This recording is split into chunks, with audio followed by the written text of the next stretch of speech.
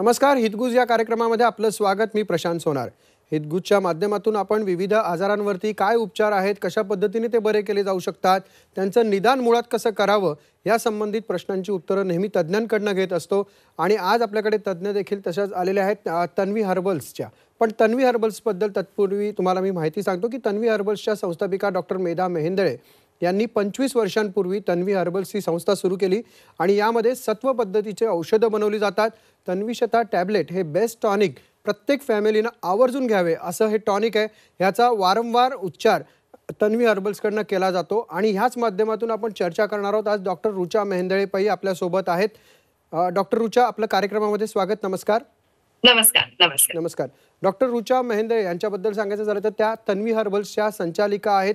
संचालिका म्हणून असताना त्यांनी वेगवेगळ्या आजारांवरती औषधोपचारांच्या माध्यमातून ही सेवा सुरू ठेवलेली आहे. डॉक्टर रुचा यांनी खारघर इथून आयुर्वेदिक शिक्षण पूर्ण केलं आहे.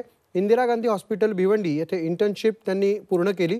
त्याचबरोबर डॉक्टर रुचा या सुप्रसिद्ध आयुर्वेद तज्ज्ञ म्हणून असून कडू आणि काढे या गोळ्या घेण्यापेक्षा चिमूटभर तन्वी सताने टॅबलेटने साध्या वनौषधी पावडरीपेक्षा अधिक जलद गुण मिळू शकतो हे त्यांच्या तन्वी उपचारातून लोकांना कळले. नाडी परीक्षण किंवा प्रकृती परीक्षण यावरून व्याधीचे योग्य निदान करून योग्य ती ट्रीटमेंट दिली जाऊ शकते असं त्या मानतात. डॉक्टर रुचा या तन्वी हर्बल्स क्लिनिक आणि नवतेज पंचकर्म घंटाळी जे ठाण्यामध्ये आहे हे त्यांचं मेन क्लिनिक आहे. तसंच तन्वी हर्बल्स दादरला जे क्लिनिक आहे त्या तिथे देखील उपलब्ध असतात. दर तिसऱ्या शनिवारी त्या सकाळी 11 ते 1 या काळामध्ये असतात. तन्वी तेज पंचकर्म येथे शिरोधारा, नस्य, बस्ती, विरेचन, वमन अशी विविध प्रकारची पंचकर्म देखील केले जातात. शरीरात साठलेलं टॉक्सिन शरीराबाहेर काढण्यासाठी एकदा तरी पंचकर्म करावं. प्रत्येक वेळा आपण म्हणतो की मशीनला देखील सर्व्हिसिंग लागते. मग ते घरातलं घड्याळ असो किंवा अगदी आपल्या पार्किंगमध्ये असलेली आपली गाडी, प्रत्येकदा आपण कुठल्या ना कुठल्या तरी गोष्टीचं सर्व्हिसिंग करतो. मग स्वतःच्या शरीराचं का करू नये अशा पद्धतीने तन्वी हर्बल्स आपल्याला नेहमी समजावत असते. आणि अशा पद्धतीचंच उपचार वेगवेगळ्या रोगांसाठी आहे. रोगांसाठी म्हणण्यापेक्षा आजारांसाठी आहे. मग ते पिंपल्स असतील, केस गळणं असतील किंवा अगदी टाचा दुखणं असेल किंवा झोप न लागणं असेल, मधुमेह असेल, हृदयविकार असेल, या वेगवेगळ्या आरोग्यासाठी जे आवश्यक आहेत त्या गोष्टींवरचे उपचार तन्वी हर्बल्सच्या माध्यमातून सांगितले जातात. डॉक्टर रुचा, प्रेक्षकांच्या वतीने मी तुम्हाला आधी सर्वात प्रथम प्रश्न विचारतो की मुळात वात प्रकृती म्हणतात किंवा कफ प्रवृत्ती म्हणतात, हे नक्की काय आहे, कशा पद्धतीचं असतं? नक्कीच. कसं असतं ना, आपलं शरीर हे वात, पित्त, कफ या 3 दोषांपासून बनलेलं असतं. 7 धातूंपासून आणि 3 मल यापासून आपलं शरीर बनते. आणि आपलं शरीर हे पंचभौतिक तत्वांपासून बनलेलं असतं. सो प्रत्येकाची प्रकृती ही जन्मापासून ठरलेली असते. जसं बाळ जन्माला येतं, म्हणजे जन्माच्या आधीपासूनच त्याची प्रकृती ठरलेली असते. पण जर शरीरात वात वाढला असेल, पित्त वाढलं असेल किंवा कफ वाढला असेल तर ह्या दोषांप्रमाणे आपल्याला आजार सुद्धा व्हायला लागतात. तर एखाद्याची द्विदोषज प्रकृती असू शकते, म्हणजे वात आणि पित्त. एखाद्याशी त्रिदोषज म्हणजे तिन्ही दोष वाढलेले असतात तेव्हा त्याची त्रिदोषज प्रकृती असते. तर ह्या प्रकृतीनुसार आपल्याला आजार होत असतात. जेव्हा आपण वाताचे बघतो तर वात प्रकृतीवाल्यांना वाताशी रिलेटेडच प्रॉब्लेम्स, आजार हे जास्त बघून येतात. आता वात प्रकृतीची व्यक्ती म्हटली की ती कधीही शांत न बसणारी असते. सतत डोक्यात विचार चाललेले असतात. त्याने कितीही आहार घेऊ दे पण तो त्यांच्या शरीराला काही लागत नाही. ते नेहमी बारीक असतात. असे हे वात प्रकृतीवाले असतात. त्यांना ड्रायनेस शरीराला खूप येत असतो. केस ड्राय असतात, स्किन ड्राय असते. वात प्रकृतीवाल्यांना सांधेदुखीचे प्रकार जे काही आहेत, सांधेदुखी आहे, आंबवात आहे, हे जास्त प्रमाणात दिसून येत असतात. आता पित्त प्रकृतीची व्यक्ती म्हटली की ती थोडी तापट स्वभावाची असते. लगेच राग येत असतो त्यांना आणि वेळेवर जेवलं नाही की त्यांना हेडेक होणं, ऍसिडिटी होणं, मळमळ होणं असे त्रास त्यांना होत असतात. सो पित्त प्रकृतीच्या व्यक्तींना पित्ताशी रिलेटेड त्रास हे जास्त प्रमाणात होतात. जसं IBS आहे किंवा लिव्हरशी रिलेटेड काही प्रॉब्लेम्स असतील, बाईलशी रिलेटेड काही प्रॉब्लेम्स असतील तर ते त्यांना जास्त प्रमाणात होत असतात. आता कफ प्रकृतीची व्यक्ती असते ती थोडी शांत असते, स्वभावाला मितभाषी असते, म्हणजे जेवढा प्रमाण थोडी आळशी म्हटलं तरी काही हरकत नाही. तर असे हे कफ प्रकृतीवाले असते. तर त्यांना सतत वरचेवर सर्दी खोकला होणं, ॲलर्जिक सर्दी होणं, सांध्यांमध्ये सूज येणं, पायाला सूज येणं, असे कफाशी रिलेटेड जे काही प्रॉब्लेम्स आहेत ते जास्त प्रमाणात या कफ प्रकृतीवाल्या लोकांमध्ये दिसायला लागतात.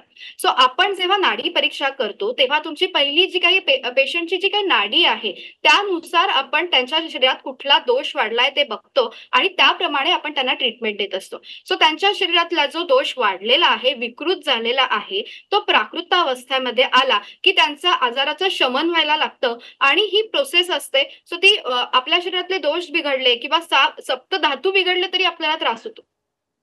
म्हणजे सप्तधातू रस, रक्त, मांस, मेद, अस्थि, मज्जा, शुक्र हे 7 धातू आहेत आणि आपण जो काही आहार घेतो त्यापासून हे 7 धातू तयार होत असतात. पहिला रसधातू तयार होतो आणि त्या रसधातूपासून पुढचा रक्तधातू तयार होत असतो. म्हणून पहिला धातू तयार होण्यासाठी योग्य तो आहार घेणं पण खूप महत्वाचं असतं. जंक फूड घेतलं जात असेल, जास्त बाहेरचा आहार असेल, तर तो कसा कमी करता येईल यासाठी सुद्धा काउन्सिलिंग आपण तन्वीच्या क्लिनिकमध्ये देत असतो. कारण काय आजकालचे जे काही जास्तीत जास्त आजार बघितलेले आहेत ते लाईफस्टाईल चेंजेसमुळे झालेले आहेत. पीसीओडी असू दे किंवा डायबिटीस असू दे, हे सगळे लाईफस्टाईल चेंजेसमुळे झालेले आजार आहेत. त्यांच्यावर जर आपल्याला मात करायची आहे तर आपल्याला आपली लाईफस्टाईल सुद्धा चेंज करणं गरजेचं आहे. फक्त औषधांवर डिपेंडन्सी न ठेवता हळूहळू आपलं आरोग्य कसं सुधारता येईल याकडे लक्ष देणं गरजेचं असतं. सो आपण ही नाडी परीक्षा करून पेशंटना त्याप्रमाणे त्यांची प्रकृती बघून मग ट्रीटमेंट देत असतो आणि आयुर्वेदिक जी ट्रीटमेंट असते किंवा आपली तन्वीची जी ट्रीटमेंट आहे ती कारणापर्यंत जाऊन काम करते. म्हणजे असं नाही होत की फक्त सर्दी झालीये, सर्दी थांबवा एवढ्यासाठी औषध न देता त्या सर्दीचं कारण काय आहे, स्ट्रेस आहे का, ॲलर्जी आहे का, का व्हायरल इन्फेक्शन आहे, हे कळून मग त्याप्रमाणे आपण औषध देत असतो. त्यामुळे मुळापासून आजार जाण्यासाठी तन्वीची औषधं काम करत असतात आणि ह्यासाठी आपण त्यांना 3 महिने रेग्युलर औषधं घ्यायला सांगत असतो. म्हणजे कोर्स काही पेशंटना डोकं दुखतंय, तन्वी स्वतः घेतल्यावर लगेच अगदी पुढच्या 10 मिनिटात पण बरं वाटतं. पण आपण त्यांना काय सांगतो की पुढचे 3 महिने रेग्युलर औषध का घेणं गरजेचं आहे, तर जे काही सप्तधातू आहेत, तो शेवटचा धातू आहे त्यापर्यंत औषध पोहोचणं गरजेचं आहे. म्हणजे हा आजार तुम्हाला वरचेवर होणारच नाही. सो हे पेशंटना समजतं, ते फॉलोअप व्यवस्थित देतात आणि 3 महिन्यानंतर त्यांना जो रिझल्ट दिसतो तो सुद्धा त्यांना कळतो की हे वेगळं आहे. याने आपल्याला एक तर कुठलाही साइड इफेक्ट नाही आहे औषधांचा, जलद रिझल्ट सुद्धा मिळतो, आपली लाईफस्टाईल कशी चेंज करायची हे सुद्धा कळतं. सो त्यांना लाईफस्टाईल म्हणजे पुढची 10 वर्ष सुरळीत जाण्यासाठी ते तन्वीमध्ये येतात. एकदा आले की पुढची जी काही 10 वर्ष आहेत ती नीट जाणं गरजेचं आहे. त्यासाठी आपण ट्रीटमेंट देत असतो. नक्कीच डॉक्टर, पण बऱ्याच वेळा काय होतं की मी एसीमध्ये झोपलो आहे किंवा आज भिजून आलो आहे, यामुळे मला सर्दी होते. मग ते हे नेमकं पेशंटनी ओळखायचं कसं? काय त्याचं प्रमाण असतं, काही त्याचं बंधन असतं वेळेचं? बरोबर. आता एखादा व्हायरल इन्फेक्शनमुळे सर्दी झाली आहे, तर तेव्हा आपल्याला 4 ते 5 दिवसात बरं वाटतं. पण जेव्हा शिंका खूप सकाळच्या वेळात कंटिन्यूअस 1 महिना पण येतात पेशंटना, सकाळी उठलं की 10-15 शिंका येतच असतात. मग त्याच्यावर त्यांना ताप नसतो, दुसरं कुठलंही सिम्प्टम नसतात. फक्त डोळे चुरचुरणं आणि शिंका येणं आणि थोडं वीकनेस असतो. तर ही ॲलर्जीमुळे होत असते. सो तेव्हा शरीरातला कफ वाढल्यामुळे सुद्धा ती होत असते. ॲलर्जिक सर्दी असेल तर त्यासाठी संथ कफ वातशांती शता ज्येष्ठा हे कॉम्बिनेशन येतं की त्याने पेशंटची कितीही जुनी सर्दी असू दे तरी ती कमी होते. म्हणजे अगदी 10-10 वर्ष पेशंटना सर्दी असते, ॲलर्जिक सर्दीचा त्रास होत असतो. अनेक अँटी ॲलर्जिक्स ते घेत असतात, पण त्याने एक दिवस कमी होते, परत दुसऱ्या दिवशी त्यांना सर्दी असतेच असते. मग अशा वेळेस ती सर्दी कशामुळे होते, त्याचं कारण काय आहे हे जाणून त्याच्यावर ट्रीटमेंट करणं गरजेची असते. आता व्हायरल जर असेल तर तुम्हाला पहिल्या दिवशी ताप येतो, ताप जाणं गरजेचं आहे. एकदा सर्दी झाली की आपण त्याच्यासाठी काही रासायनिक औषधं घेतली की ती सर्दी आतल्या आत गोठायला लागते आणि नंतर आपल्याला खोकला यायला लागतो. मग पेशंट विचारतात, मॅडम पहिले तर सर्दी होती, आता खोकला, म्हणजे ड्राय कफ व्हायला लागतो आणि ती सर्दी आत साठत मग नंतर ती त्रास देणार आहे. म्हणून ह्याच्यासाठी आपण तापासाठी पण पहिले औषध घेणं गरजेचं असतं. आपली फिवरेक्सची जी गोळी असते ती त्यासाठी काम करते. ताप शमन झाला एकदा की त्या दिवसामध्ये गरम पाणी पिणं पण खूप महत्वाचं असतं. कारण काय तुमच्या शरीरात आमदोष वाढला असेल तर तो कमी होणं खूप गरजेचं आहे. एकदा का तो कमी झाला की मग तुम्हाला तो ताप सुद्धा कमी व्हायला लागतो. म्हणजे काही पेशंट म्हणतात की मॅडम फक्त गरम पाणी पिऊन सुद्धा आमचा ताप कमी होताना आम्ही बघितलेला आहे. सो हे करणं गरजेचं असतं की कुठल्याही गोळ्यांवर डिपेंडन्सी न करता हळूहळू कळायला लागतं. जर साधी सर्दी असेल तर त्यांना आम्ही सांगतो की तन्वी ज्येष्ठा चघळून घ्यायची, तुम्हाला 1 ते 2 दिवसात लगेच बरं वाटतं. कारण काय असतं तेव्हा आपण इथे जी सूज आलेली असते, घशाची सूज आलेली असते, ती पहिले जाणे गरजेचं असतं. म्हणजे कधी-कधी लंग्सचा काही संबंध सुद्धा नसतो, पण तरी त्यांना इथे जी सूज आहे त्याने तो त्रास होत असतो. तर ती सूज जाण्यासाठी आपण तन्वी ज्येष्ठा रोज 1 गोळी रात्री झोपताना चघळून घ्यायला सांगतो. मग ती कुठलीही प्रकारची सर्दी असू दे किंवा खोकला असू दे, तो कमी व्हायला तन्वी ज्येष्ठाने मदत होत असते. नक्कीच डॉक्टर रुचा. दरम्यान मी प्रेक्षकांना देखील आवाहन करतोय की जर तुम्हाला डॉक्टर रुचा यांना थेट प्रश्न विचारायचे असतील या संदर्भात तर तुम्ही निश्चितच विचारा, किंवा नुसत्या कफच्या संदर्भात नाही, कुठलाही आजार असेल, कारण तन्वी हर्बल्स हे वेगवेगळ्या प्रकारच्या आजारांवरती, रॅदर सगळ्याच आजारांवरती एक उत्तम असे औषध शोधून काढलेलं आहे. त्यामुळे तुम्ही त्यांना या संदर्भात जर काही प्रश्न असतील तर आमचे जे खाली नंबर आहेत 0227105516 या नंबरवर विचारू शकता. त्याचबरोबर तुम्हाला जे स्क्रीनवरती इतर जे नंबर दिसत आहेत तुम्ही त्यावर देखील प्रश्न म्हणजे तुमच्या ज्या तक्रारी आहेत आरोग्यविषयक त्या तुम्ही विचारू शकता. आपल्याला कॉल येतोय तो अश्विनी म्हणून आहे लातूरवरनं, अश्विनी मोरे म्हणून लातूरवरनं विचारतायत. विचारा. नमस्कार अश्विनी. हा मॅडम, मला माझं वय 30 वर्ष आहे. ओके, काय त्रास होतोय सध्या तुम्हाला? वातीचा त्रास होतोय. वातीनं पूर्ण हात सुजलेला आहे. मुंग्या पण येत आहेत का हाताला तुम्हाला? मुंग्या येत नाही, सूज आहे, असं काही उचलू देत नाही. सूज आलेली आहे. ट्रीटमेंट घेतलेली आहे आयुर्वेदिक मध्ये. ओके ओके ओके, मी औषध सांगते, तुम्ही जरूर ते घ्या आणि मला नंतर माझ्या व्हॉट्सअपवर तुम्ही कॉन्टॅक्ट करू शकता, तर जरूर तुम्ही मला कळवू शकता. सो त्यासाठी तुम्ही सध्या काय करणं गरजेचं आहे, तर तुमच्या शरीरातला वात दोष कमी होणं गरजेचं आहे. त्यासाठी तन्वीची जी काही गोळ्या आहेत, वातशांती 1 गोळी सकाळी 1 गोळी रात्री, तन्वी शताच्या 2 गोळ्या सकाळी 2 गोळ्या रात्री, आणि आपलं एक तेल येतं, केतकी तेल येतं, ते न चुकता रोज रात्री झोपताना तिथे चोळून लावणं गरजेचं आहे.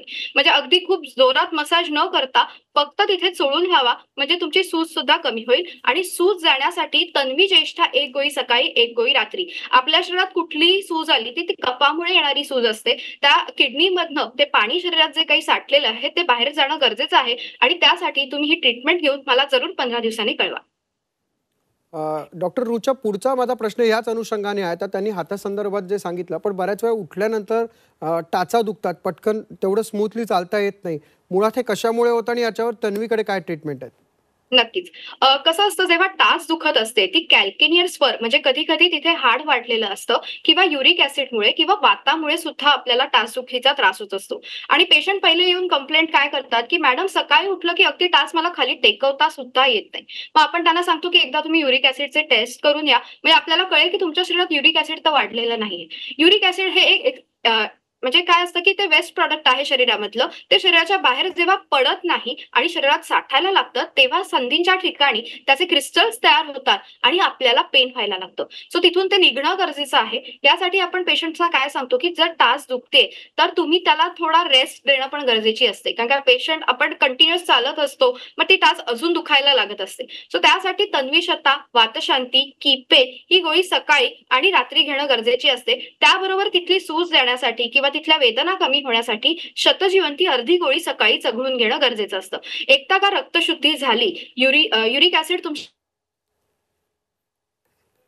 आता कॅल्केनियर स्पर असेल तर ही एक अॅनाटॉमिकल चेंज आहे, नॉट की फिजिओलॉजिकल चेंज नसून अॅनाटॉमिकल चेंज असतो. मग अशा वेळेस तुम्ही तिथे तेल लावणं गरजेचं आहे, शेक घेणं गरजेचं आहे, की ज्याने तिकडची जी काही सूज आहे ती कमी व्हायला मदत होते. एकदा का तिकडची सूज कमी झाली की पेन सुद्धा कमी होतं पेशंटमध्ये, आणि अस्थिधातू वृद्धी झाल्यामुळे हे होत असतं. सो तुमच्या शरीरामध्ये कॅल्शियम मेंटेन राहणं गरजेचं आहे. ते जास्त प्रमाणात वाढलं तरी त्याने त्रास होणार आहे. पुढचा प्रेक्षकांचा फोन आलाय. अमोल म्हणून आहेत जे पंढरपूरवरनं बोलतायत. विचारा ओके. अमोल. नमस्कार. नमस्कार मॅडम. नमस्कार. नमस्कार. आयुर्वेदामध्ये मॅडम झोपेसाठी काय आहे हर्बल्स मध्ये झोप लागण्याकरिता? नक्कीच नक्कीच. तुम्हाला कशी झोप लागत नाहीये, म्हणजे रात्री एकदा झोप लागते, मध्ये जाग येते आणि मग झोप लागत नाहीये, का शांत झोप लागतच नाहीये तुम्हाला? शांत झोपच लागत नाही, बिलकुल उशिरापर्यंत झोपच लागत नाही, 3-3, 4-4 वाजेपर्यंत पाटे. ओके ओके ओके, नक्की. तर ह्याच्यात होत काय असतं, तर शरीरातले स्ट्रेस हॉर्मोन्स वाढलेले असतात आणि रात्री आपल्या शरीरात मेलाटोनिन वाढणं गरजेचं आहे. जर हे हॉर्मोन सिक्रीट होत नसेल तर आपल्याला झोप येत नाही. आणि सतत जर मोबाईलचा वापर होत असेल तर तोही बंद करणं गरजेचं आहे. पिन ड्रॉप काढोख पाहिजे, रूम मध्ये कुठलाही प्रकाश नसला पाहिजे, तेव्हा तुम्हाला शांत झोप लागण्यासाठी मदत होईल. त्यासाठीच आपण तन्वी शता सकाळी 2, दुपारी 2, रात्री 2 आणि तन्वी ओजसा रात्री झोपताना एक गोळी दुधाबरोबर घेणे गरजेची आहे. आणि वातदोष म्हणजे झोप लागली नाही की शरीरात वातदोष वाढायला लागतो, त्यासाठी वातशांती एक गोळी सकाळी एक गोळी रात्री घेणं गरजेचं आहे.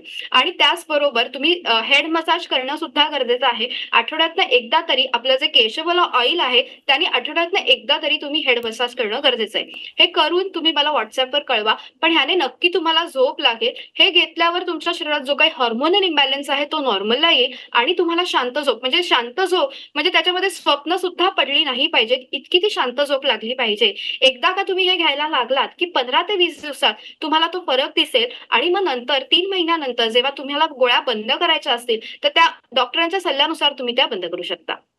प्रकाश पाटील आपल्याला प्रश्न विचारणार आहेत. तारापूरहून त्यांनी फोन केलेला आहे. प्रकाशजी विचारा. नमस्कार प्रकाश. नमस्कार. मला हे विचारायचं आहे की व्हिटॅमिन B12 कमी होतंय. 17 वर्षाची मुलगी आहे. अच्छा, ओके. ती पहिले नॉनव्हेज खात होती आणि आता तिने थांबवलं आहे का? नाही, नॉनव्हेज खात नव्हती पहिल्यापासून. ओके, म्हणजे ती व्हेजिटेरियन आहे. हा, व्हेजिटेरियन आहे. आणि सोलापूरला बऱ्याच हॉस्पिटलमध्ये दाखवलं, पण तिला उलट्या होतात. काही बी खाल्लं तर नाही उलट्या होतात. ओके. सो व्हिटॅमिन B12 शरीरात चांगलं असण्यासाठी व्हिटॅमिन C ची सुद्धा गरज असते. जर तिला लिंबू पाणी देणं गरजेचं आहे. त्याचबरोबर आहारात तिला आपलं जे तूप आहे, गाईचं तूप आहे ते घेणं गरजेचं आहे. त्याचबरोबर स्प्राउट्स जे असतात ते सुद्धा तिला सकाळी देणं गरजेचं आहे. तो तिच्या आहारात चेंज करणं गरजेचं आहे. त्याचबरोबर आपली जी विटाग्रॉसची गोळी येते ती रोज तिला एक रात्री झोपताना तन्वी शताच्या 2 वेळा सकाळी 2 वेळा रात्री, आणि तिचं पचन सुधारणं गरजेचं आहे. म्हणजे नुसतं आपण सप्लिमेंट न घेता तिचं जर पचन सुधारलं तरच ती जे काही घेणार आहे आहार त्यातून तिला B12 मिळायला लागेल. कारण का B12 हे वॉटर सोल्युबल आहे. जर ती पाणी कमी पित असेल आणि तिचं तोंड सतत कोरडं पडत असेल तरी सुद्धा तिला B12 मिळणार नाही आहे. हातापायला मुंग्या येणं किंवा तिला विस्मरण सुद्धा होऊ शकतं. सो ह्याच्यावर वेळेवर तिने ट्रीटमेंट घेणं गरजेची आहे आणि नक्की तिला 15 ते 20 दिवसात तो फरक जाणवायला लागेल. आणि तुम्ही एकदा 1 ते 2 महिन्यानंतर B12 ची परत टेस्ट सुद्धा करून बघू शकता. पण तिचं जर वाढत नसेल तर त्यासाठी पचन सुधारण्यासाठी ती तन्वी ज्येष्ठा 2 सकाळी 2 रात्री, आणि पोट साफ होत नसेल तर तन्वी त्रिफळा रात्री झोपताना एक गोळी घेणं गरजेची आहे. कधी कधी जंतांचं सुद्धा प्रमाण मुलांमध्ये असतं. जंत असतील तरी त्यांच्यामध्ये व्हिटॅमिन डेफिशियन्सी व्हायला लागते. अगदी मोठ्यांमध्ये सुद्धा असतात. तर त्यासाठी वर्मेक्स ही गोळी जी आहे ती रात्री झोपताना एक गोळी देणं गरजेचं आहे. तर तिला जरूर मला व्हॉट्सअपवर किंवा कॉल करायला सांगा, मी तिला नक्की गाईड करेन. नक्कीच डॉक्टर रुचा, मला खरं तर मला तुम्हाला वेगवेगळ्या क्लिनिक्सबद्दल देखील विचारायचं आहे, पण वेळ झाली आता एक ब्रेकची. ब्रेक नंतर तुमच्याकडे मी हेच प्रश्न घेऊन येणार आहे. हितगुज या कार्यक्रमामध्ये आपलं पुन्हा एकदा स्वागत. आपण डॉक्टर रुचा मेहेंदळेंशी चर्चा करत आहोत. डॉक्टर रुचा, ब्रेकवर जाण्यापूर्वी जसं मी म्हटलं, मला तन्वी हर्बल्सच्या क्लिनिकबद्दल किंवा तुमचे जे कार्यक्रम असतात वेगवेगळे त्याबद्दल सांगायला. आपली 100 पेक्षा जास्त सेंटर्स आज महाराष्ट्रात आहे. आपलं मेन जे सेंटर आहे जिथे मी स्वतः अवेलेबल असते ते तन्वीचं घंटाळी क्लिनिक जे आहे तिथे मी अवेलेबल असते. Doctor Rucha Tanvi herbals clinic, तिथे सकाळी 11 ते 1 वेळेमध्ये मी स्वतः असते. डॉक्टर देशपांडे या सुद्धा त्या क्लिनिकला अवेलेबल असतात. नाडी परीक्षण आपण करत असतो. त्याचप्रमाणे आपलं जे दादरचं क्लिनिक आहे तिथे मी दर 3rd सॅटर्डेला येत असते. तिथे सकाळच्या वेळात डॉक्टर सुजाता जोशी या 11 ते 1 ह्या वेळामध्ये अवेलेबल असतात. फ्री हेल्थ कन्सल्टेशन केलं जात असतं. तसंच आपले जे कॅम्प आहेत, महाकॅम्प होणार आहेत. नाशिकमध्ये आहे 13 तारखेला, भोसले यांच्या इथे होणार आहे. तसंच अलिबाग येथे सुद्धा 13 तारखेला कॅम्प आहे आपला, मी तिथे स्वतः उपस्थित असणार आहे. त्याचबरोबर चिपळूण येथे सुद्धा आपला शिर्के यांचा कॅम्प असतो. विक्रोळी, भांडूप अशी अनेक सेंटर्स आपली आहेत की जिथे महाराष्ट्रात नाडी परीक्षण, मोफत नाडी परीक्षण केलं जात असतं आणि तन्वीची जी काही ट्रीटमेंट आहे ती लिहून दिली जात असते. सो जरूर प्रेक्षकांनी आम्हाला तिथे येऊन भेटावं. तुम्हाला कुठल्याही क्लिनिक बद्दल किंवा काहीही एन्क्वायरी हवी असेल तर जरूर तुम्ही मला व्हॉट्सअप करू शकता. तुम्हाला योग्य ती सेंटरची इन्फॉर्मेशन तुम्हाला नक्की पुरवली जाईल. तिथे येऊन एकदा तरी नाडी परीक्षण करून घेतलं आणि आपली सगळी औषधं जी आहेत ती वेबसाईटवर सुद्धा अवेलेबल आहेत. तर वेबसाईटवरनं सुद्धा पेशंट ही औषधं मागवू शकतात आणि केमिस्टकडे सुद्धा म्हणजे आपली ही औषधं अवेलेबल आहेत. निश्चित डॉक्टर रुचा, तुम्ही कार्यक्रमात आलात आणि अगदी सहज साध्या सोप्या पद्धतीने आयुर्वेदाचा विशेषतः तन्वी हर्बल्सकडनं कोणत्या आजारांवरती कशा पद्धतीने उपचार केला जाऊ शकतो आणि त्यासाठी मुळात काय करायला हवं, तर तुमचं कॅम्प अटेंड करायला हवा. तुम्हाला व्हॉट्सअप कॉलवरती किंवा व्हॉट्सअप मेसेजवरती तुम्हाला जर विचारलं तर तुम्ही तो देखील सल्ला देता आणि विशेष म्हणजे डॉक्टरकडे जाणं आवश्यक आहे. नुसता उपचार आपल्या मनाने करू नका, तर तो योग्य पद्धतीने झाला पाहिजे, यासाठी जाणं महत्त्वाचं आहे. याचं महत्त्व तुम्ही सांगितलं, त्याबद्दल आपले आभार. या कार्यक्रमात उपस्थित राहिलात त्याबद्दल धन्यवाद. हितगुज या कार्यक्रमात आता वेळ झाली इथेच थांबण्याची. पाहत राहा झी 24 तास.